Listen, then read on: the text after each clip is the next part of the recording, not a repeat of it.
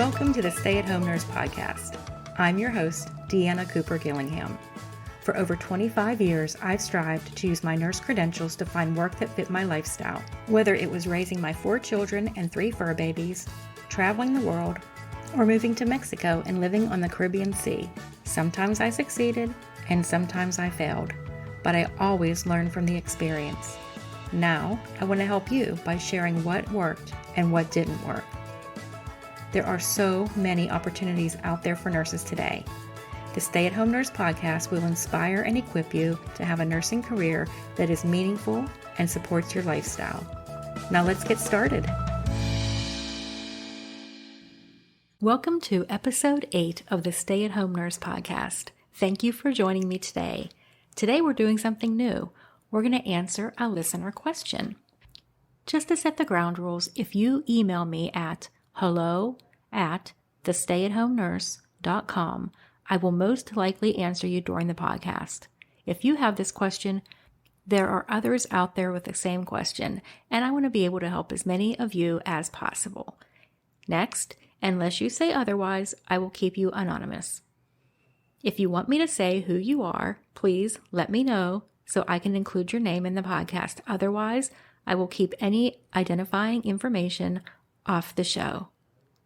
Our first listener question asks, I am looking for a remote nursing job. I've been applying everywhere for a few months with a few interviews, but no real job offers. I have 29 years of nursing in many different areas, but no experience with utilization review or any of the other remote postings. Are there courses of some kind to take to help? I can't make up experience, but I can take some courses. What do you think? Well, first of all, I love this question for so many reasons. I like that you know what you want. You want a work-from-home nursing job. I also like that you've been getting some interviews. That tells me that your resume is making it through the automated systems and you're actually landing interviews. It does tell me that the interview process is probably where your problem is. Now, that doesn't mean that you're bad at interviewing. You may want to have someone evaluate and sit with you and just do some mock interviews to see how that works out. But it may actually be that when you get to the interview, you don't know how to answer the questions that they're asking about something like utilization review, which you mentioned. With utilization review, they're going to be wondering about what you know about things like insurance principles, levels of care. And if you've never had to think about these things, you may not know how to answer them. You may freeze up, and that might be why you're not getting these jobs. Now, the other thing I like about your question is that you take on responsibility and you're saying, what can I do? I can't make up experience, but I need to know what I can do. I love that you're looking at this in a positive way of what can I do to make something happen. You're not blaming people for not hiring you and giving you a chance. I really love the way that you're taking ownership of this, and that's actually one of the reasons why I chose your question. So let's see how we can help you out. We've already told you that your resume probably is not the problem, but you do want to take a look at your resume. Use words that people, if you're looking for a work-from-home job, people that would hire you for those types of positions want to make sure that you can work independently, because you're not going to be in an office setting where you can just kind of look at the next cubicle and say, hey, what do you think about this? Again, you're not going to be on the floor where you can ask another nurse to come in and help you start the IV that you can't get. So you really need to be able to show on your resume and during your interview that you can work independently and that you've done this before. Next, if you're working from home, you're going to be working on a computer. So you want to make sure that they know that you have computer skills. Now, you don't have to be a computer programmer. You don't have to be IT. What you do have to do is you have to show them that you know your way around a computer, that you know simple things like to restart the computer and reboot it if something's not working right, that you know how to open up programs, that you can do a basic Google search and find answers for yourself. Again, you're not going to have somebody to ask, so you have to be able to think, how would I find the answer to this problem, like my computer's frozen or something like that, without having to call the IT department all the time. They're also going to want to make sure that you know how to to open an email, send an email, get an attachment on and off of an email, because these are things that this is how you'll communicate with your boss, being that you will not take a piece of paper directly to another employee. You will be putting attachments on your email. So you want to make sure that you state that you're proficient with using emails. If you know that they use something like Microsoft Outlook, then you can say specifically, I'm very proficient with Microsoft Outlook. You also want to make sure that they know that you know how to use things like Word and Excel. Now, you don't have to be perfect or a master with these. Basically, when you're working from home, you need to be able to use a simple Word document to maybe write something up and send it to your employer. You may have to write up a report or something like that and attach it to an email and email it to your employer. You'll also be required to maybe fill out a spreadsheet of some type. You don't have to be an Excel wizard, but knowing how to input data onto a spreadsheet, maybe sort things. You don't need to know complicated functions, but at least the basics. If they know you have that, they're going to be happy. Also, if you're a super user with any of the systems that you use where you currently work, make sure you put that on there. If they think you're computer proficient, that gives them a sense of ease of, we're not going to hire this person and then they're not going to work out because they can't even log on to their computer.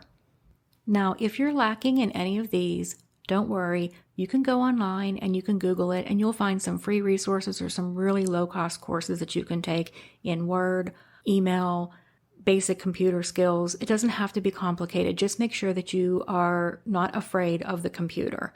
The next thing I would recommend is, you mentioned utilization management. If that's something that you want to do, I would first say make sure it's for you. You're going to not be doing patient care. And for a lot of people, they get hired into these positions and then it doesn't work out because they're all of a sudden isolated. They're used to working in a hospital or a setting where there's a lot of people around, and now they're sitting in a spare bedroom in their house with absolutely no contact. Utilization review, you will be dealing with papers and computers, very little phone calls or interaction with people. So just remember that. If that is something that you like, some people actually, they're ready for that, especially after 29 years, as you say, of nursing, and you think that that's something that you want to do, we actually do have a utilization management course. It is an online course, totally online. You do have an instructor who checks your work to make sure that what you're learning, you're actually getting it. And that is something that you can find on our website at thecasemanagementinstitute.com, and just click on the tab that says Utilization Review Course. If you think that you may want to do something with more patient contact, then I would suggest case management. Very similar to utilization review, some case managers do utilization review as part of their job, but you have much more patient interaction. You may not directly be doing patient contact, but you'll be calling the patients on the phone. You'll be doing patient education. You'll be doing assessment of the patient. So you're using a lot more of those nursing skills than you would be doing using utilization management. They're both wonderful work from home positions. I would suggest either one of them. You just have to know your personality. I would hate for you to quit a job that you have now and start working in something, but it wasn't the right fit, which reminds me, we need to do an episode soon about how to know what is the right fit, where we'll talk about some of these different jobs and knowing your personality. If you need to be around people, then I would strongly suggest not doing utilization review and doing something more like case management. If you're okay, if you're more of an introvert and you're okay with just dealing with papers and computer systems and software, then utilization management would be great for you. Now, that being said, because of your 29 years of experience in different areas, again, you would be a great candidate for case management. If I was in a hiring position as a case manager, I would be looking at somebody who had 29 years of experience in many different areas. In fact, the person who hired me, that's why they hired me. At the time, I think I had 17 years of experience in many different areas. So that would make you very desirable for that type of a position. But what's going to make them worry is, do you have the computer skills and do you have the knowledge of case management? If you're doing a remote position, there's nobody there to look over your shoulder. There's nobody there for you to overhear. So you're learning how to do things.